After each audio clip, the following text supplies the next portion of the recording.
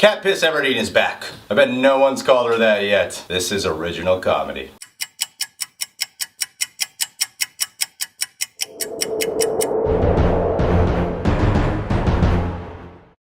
The Hunger Games: Catching Fire. This movie was on fire.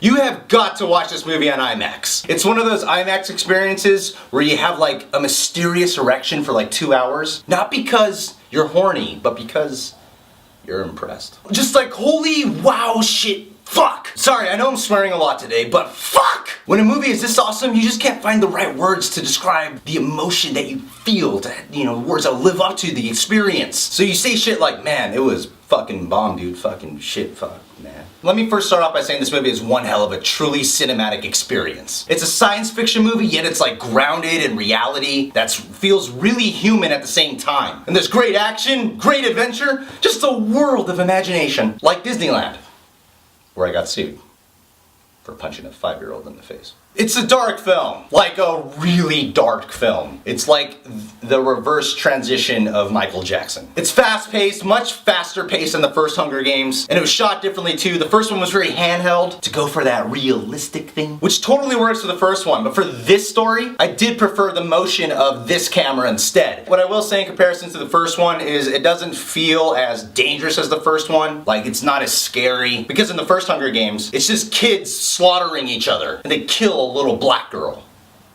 Fucking racist. Can't believe no one's pointed that out yet about the first Hunger Games. How racist that was. Not one person mentioned it. In this Hunger Games, it's more dealing with like natural disasters, attacks, and stuff like that, because they're just out to get Katniss the whole time. Sorry, Katniss. That's what I mean though. They took the original world of the Hunger Games, stayed true to it, then continue the story from where we left off. If you've seen the first Hunger Games, you'll probably love this movie. If you haven't seen the first Hunger Games, you'll appreciate it. It's kind of like being friends with a fat girl. You know, she's nice, but I wouldn't fuck her. Messing with you. Fat chicks is my thing. That's all I get. And everything in this one is like the effect of what happened from the first one. To me, it's just one of the best sequels ever. Jennifer Lawrence is fucking awesome in this film. She commands the screen. I liked her in the first Hunger Games, but man was I blown away by her performance. Blown away. Sexual reference. She has to go much deeper, has to show much darker emotions. She really gets to show off that Oscar talent she has. If Jennifer Lawrence and I were friends, I would have so much sex with her. No, but seriously, she anchors this film. I just felt like she understood the character even way more. I feel like she read the book. And Josh Hutcherson. Still can't figure out this guy's name. I think it's like pita bread or something like that. But this dude's a delight to watch. I think he's really fucking cool. You know, like his acting is actually really good, because the character has a lot of internal struggles, and he doesn't get enough credit for his performance. He's not just like the nice guy. You really care for him. And him and Jennifer Lawrence work well together. And Liam Hemsworth. You know, Thor's brother. What he'll forever be known as.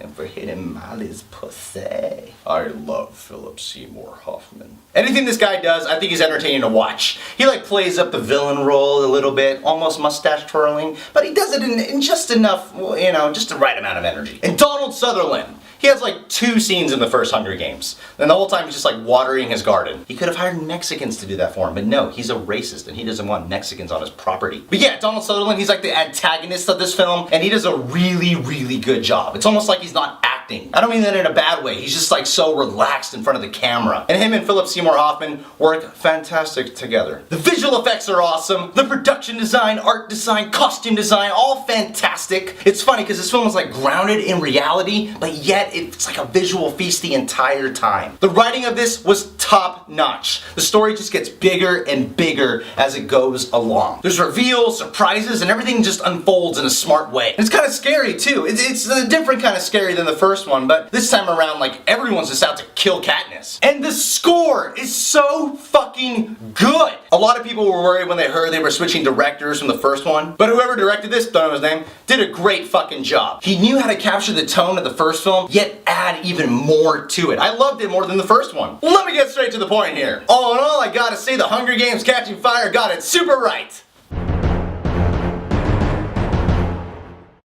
Alright guys, thanks for checking out my review for The Hunger Games: Catching Fire. Why don't you go ahead, scroll that comment box below, and tell me, what would you do on a date with Jennifer Lawrence? And if you want to go ahead and follow me on Twitter, BAM! The real Ryan Wright! That's my name. Someone else is called Ryan Wright. I'm gonna find you, fucker. And if you want to see a more in-depth review of the Hunger Games Catching Fire, go ahead and check out my show called Reasons to See that I do with my buddy Jerry. We got this hot model on the show. Name's Caroline Mitchell. Wow. Right? And last but not least, if you want to get updated every time one of my reviews is out, go ahead and click on this button on my dick to subscribe. That's right. The dick. I gotta tell you something. This little Ryan, he's hungry. And he's willing to play all kinds of games. And he'll set your pussy on fire. Not because I have gonorrhea.